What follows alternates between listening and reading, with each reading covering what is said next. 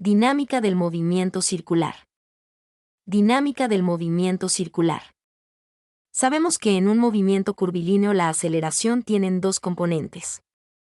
Si v es la velocidad tangencial, recordemos que en una trayectoria circular esta se relaciona con la velocidad angular así, v igual a r, siendo r el radio de curvatura de la circunferencia, radio de la circunferencia. Entonces, siendo la aceleración angular, observemos estas cantidades representadas respecto a la trayectoria. Si igual a CTE, el movimiento circular es uniforme. Fig 1b, si igual a CTI, A igual a D, barra diagonal dt igual a 0, no hay aceleración angular. Además, si nos movemos en una trayectoria circular, v igual a r igual a CT, CT igual a CTI, el módulo del vector velocidad es constante. La aceleración tangencial resulta ser. En cambio, como solo hay aceleración normal o centrípeta, eso indica que la dirección del vector velocidad cambia constantemente, siendo siempre tangente a la circunferencia. Si pongo una masa m en el punto A, entonces obtenemos la fuerza normal o centrípeta. Por el principio de acción y reacción a esta fuerza normal aplicada a m se le opone la fuerza centrífuga Fc. En la figura 1, la representa a acción de las fuerzas normal y centrífuga. La figura 2 indica cómo actúan las fuerzas aplicando el principio de acción y reacción. Pero el hilo, vínculo, está tenso cuando gira la piedra alrededor de la mano. Si tenemos una piedra atada con un hilo y la hacemos girar alrededor de la mano, describe una circunferencia. Esta circunferencia puede estar en cualquier plano. Pero consideremos un plano vertical, dado que uno horizontal ya se ha analizado cuando se estudió el MCU. Movimiento en una circunferencia vertical. Supongamos que hacemos girar un cuerpo de masa m con igual a CTI, de donde, en una circunferencia vertical de radio r. Vamos a hallar la tensión de la cuerda en los puntos A y B. Consideramos positivos los sentidos hacia el interior, hacia el centro, de la circunferencia. En A. Es decir, que la aceleración de la gravedad debe ser igual a la aceleración normal, radial o centrípeta para que la tensión sea cero. Con una velocidad menor, la aceleración a n igual a v2 barra diagonal r disminuye, y el cuerpo de masa m deja de describir la circunferencia vertical, cayendo dentro de ella. Observemos que, para que la tensión de la cuerda en A, TA, sea 0, en 2, se tiene que cumplir.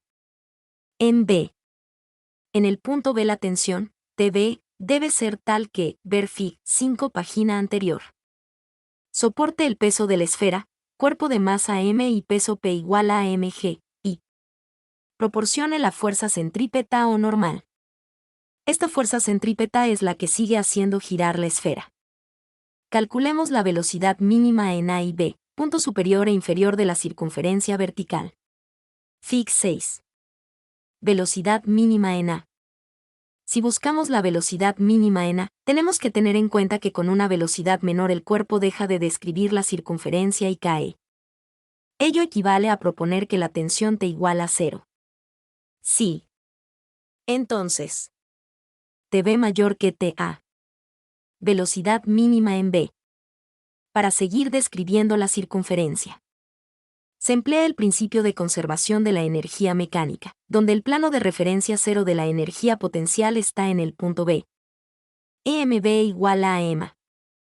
La energía cinética en B, que puede ser considerada como total, al pasar un plano de referencia por él, será ECB igual a EC1 más EP1. Simplificando, el cuerpo no llega al punto así la velocidad que lleva es tal que el cuello, entrenado para la fuerza G. Es la zona del cuerpo del piloto que más sufre ante las aceleraciones y las altas velocidades en las curvas, las exigencias en las pistas. Las piernas se esfuerzan sobre la bicicleta. Al pedalear a fondo se siente el aire en el rostro. A gran velocidad, se intenta doblar hacia la derecha. El cuerpo se inclina hacia ese costado para contrarrestar la fuerza que se siente arriba del asiento, que parece empujar hacia la izquierda. Esa sensación de seguir hacia el lado contrario al que se dobla es la fuerza G. Por supuesto que a una escala ínfima, pero el principio es el mismo. Algo similar sucede si, con la bicicleta a fondo, se frena bruscamente. El cuerpo tiende a ser catapultado por encima del manubrio. Las unidades de fuerza G que se experimentan en una curva de un circuito con los automóviles de la máxima categoría demandan una preparación física especial, que no todos son capaces de soportar. ¿Qué es la fuerza G? Si bien los ejemplos de la bicicleta o de las curvas en la F1 son habituales, por experiencia propia o por TV, esa medición determina la aceleración o, en su defecto, la desaceleración de un objeto. Y se toma un G como la aceleración similar a la que produce la gravedad en el planeta Tierra. Algo así como 9,80 metros por segundo al cuadrado.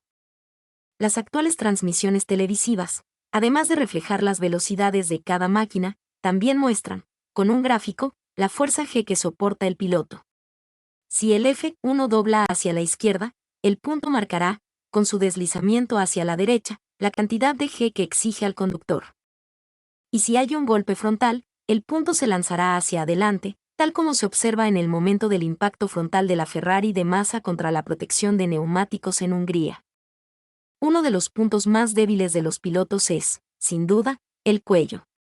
Esa zona del cuerpo debe soportar el peso de la cabeza más el del casco.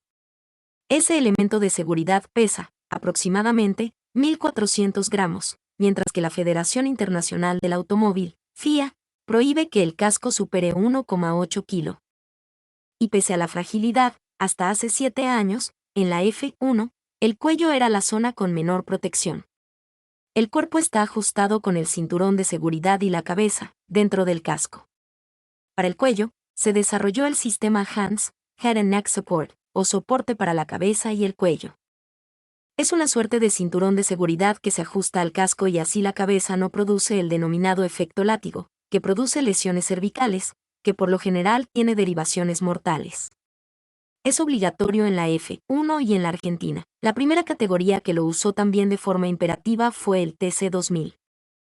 ¿Cuánto es un G? Si se transita en un automóvil que pueda acelerar 35 km por hora por segundo, el cuerpo experimentará un G. Los coches de Fórmula 1 son capaces de doblar a gran velocidad gracias a su desarrollo aerodinámico, que permite mantener el auto sujeto contra el piso y mantener una gran aceleración. En el automovilismo norteamericano, por ejemplo, que se practica mayoritariamente sobre circuitos ovales, con peraltes, la fuerza G es intensa y permanente. A tal punto que, en algunos casos, afecta la visión, debido a que afecta la irrigación sanguínea al cerebro. En algunos casos, el piloto ve una suerte de túnel, y hasta en algunos superóvalos, Michigan o Fontana, por ejemplo, puede hasta perder la visión en algunas fracciones de segundo. Ese fenómeno es muy habitual para los pilotos de jets o de aviones de combate. El traje que utilizan se conoce como antigravedad, que justamente contrarresta el movimiento de la sangre, afectado por la fuerza G. Los jóvenes pilotos que pasan de GP2, categoría anterior a la F1, a la máxima categoría, sufren el máximo cansancio en el cuello. La potencia de los más de 700 HP repercute en esa zona del cuerpo. Hoy en día hay elementos de entrenamiento que contemplan el fortalecimiento del cuello en 8 movimientos. Pero hace más de una década las prácticas eran más caseras. En 1997, tras un accidente que lesionó a Gianni Morbidelli, Norberto Fontana tuvo la inesperada llegada a la máxima categoría, con el equipo Sauber. Aceleró el entrenamiento para aquel GP de Francia. Recuerdo que el cuello sentía muchísimo la exigencia cuando probaba el F1. Para entrenarme, colocaba un elástico ajustado a un parante y del otro extremo colocaba la cabeza y me la pasaba cabeceando para un lado y luego para el otro. En la famosa curva parabólica, de Monza, Italia, a la que se llega a los 285 km por hora, la fuerza lateral puede alcanzar los 4 G, por lo que el cuello soporta, entre la cabeza y el casco, un peso de 30 kilos, aproximadamente. Si esto se multiplica por 53, la cantidad de giros del GP de Italia, más las demás exigencias de la pista en cada aceleración y frenaje, la conclusión es que el piloto debe estar en excelentes condiciones físicas. El sueño de Sumi y la Ferrari. El 31 de julio, Michael Schumacher se entrenó en el circuito de Mugello con la Ferrari modelo 2007. Foto, ya que el reglamento prohíbe ensayar con los autos actuales. Ayer tenía previsto volver a probar, pero el alemán anunció que no haría efectivo su regreso a la Fórmula 1. http://www.canchallena.com/11614-el-cuello-entrenado-para-la-fuerza-gravedad, Los trajes antigravedad, también llamado pantalones antigravedad o ANTIG, usados por los pilotos de las fuerzas aéreas consisten en un sistema de cámaras hinchables que al aumentar la aceleración vertical se inflan oprimiendo el cuerpo del piloto en las piernas y el abdomen y evitando de esta forma que la sangre se desplace a esta parte del cuerpo, manteniendo el riego en el cerebro. El traje antigravedad es de gran utilidad para evitar la llamada visión negra producida por ascensos o maniobras que hagan descender la sangre a las piernas. No así contra la visión roja producida por maniobras de sentido contrario. Pilotos de la base Elmendorf con traje antigravedad. Ingravidez. El peso aparente de un cuerpo es igual a la fuerza necesaria para sostenerlo en equilibrio. Ejemplos. Un libro sobre una mesa, P igual a mg. En este caso el peso aparente es igual al peso real. Sin embargo, el peso aparente de un cuerpo no es siempre P igual a mg. Veamos algunos casos. Supongamos ahora que el ascensor está acelerado, primero hacia abajo y después hacia arriba con una aceleración de módulo A. Si un cuerpo está apoyado en el piso de un ascensor que está detenido o en movimiento rectilíneo uniforme, para arriba o para abajo, entonces, el peso aparente sí es igual al peso real. P igual a mg. Dentro del ascensor las leyes de física que conocemos no valen, pues el sistema es no inercial. Pero desde afuera del ascensor, desde la Tierra, se pueden describir los fenómenos con las leyes conocidas, como la segunda ley de Newton. Es decir, la tensión del resorte T disminuye al estar acelerado el ascensor hacia abajo y el peso aparente T, que podemos ver y leer en el indicador de la balanza, disminuirá. En el límite, en caída libre si A igual a G en 1, será T igual a 0, es decir, el cuerpo no tiene peso aparente. Si suponemos ahora que el ascensor está acelerado hacia arriba, el peso, T, aumenta. Son dos tramos de vías de ferrocarril rectos empalmados con un tramo circular, de centro C, como indica la figura. Consideremos un eje de un vagón con sus ruedas en sus extremos, con sus respectivas pestañas. En el tramo recto 1 a 1 el peso del eje es anulado por la reacción de las ruedas, como se ve en la figura. Peralte de curvas. En el tramo curvo horizontal 2 a 2, las pestañas rozan fuertemente las vías, para girar, produciéndose una fuerza centrípeta y una fuerza centrífuga. Como puede verse en la figura, componiendo Fc con P y Fn con N obtenemos respectivamente la fuerza Ft, fuerza total que se ejerce sobre los rieles, en realidad sobre cada riel Ft barra diagonal 2, y la reacción R, opuesta a la Ft, en cada riel R barra diagonal 2. El cuerpo del tren, el eje, por los rieles está obligado a girar, pero él trata de seguir con movimiento rectilíneo y uniforme, produciéndose el peligro de un descarrilamiento. Entonces, para conseguir que la fuerza total y que la reacción, que es opuesta y anula a la fuerza total, sean perpendiculares a los rieles, se peralta la curva, construyendo un terraplén como indica la figura. Entonces vemos que la TGF es proporcional al cuadrado de la velocidad y es inversamente proporcional al radio de la circunferencia. En realidad los empalmes entre tramos rectos y de circunferencia se hacen con curvas de transición para evitar la acción de una fuerza centrípeta brusca.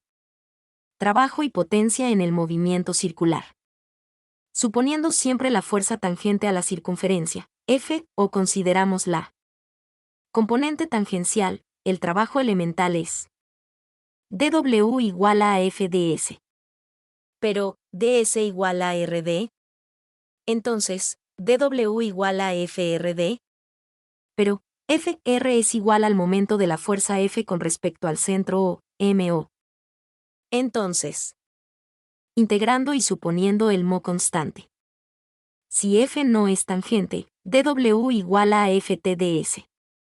Luego, en el movimiento circular los ángulos en radianes equivalen a los espacios en los movimientos rectilíneos, los momentos m o a las fuerzas y las velocidades angulares a las velocidades lineales. En síntesis, trabajo sobre un cuerpo que se traslada bajo la acción de una fuerza constante W igual a Fs. Trabajo sobre un cuerpo que, rota, se desplaza con movimiento circular W igual a mo. Mi nombre es Demim. Soy tu asistente personal. Mi sitio en internet es demim.es.tl.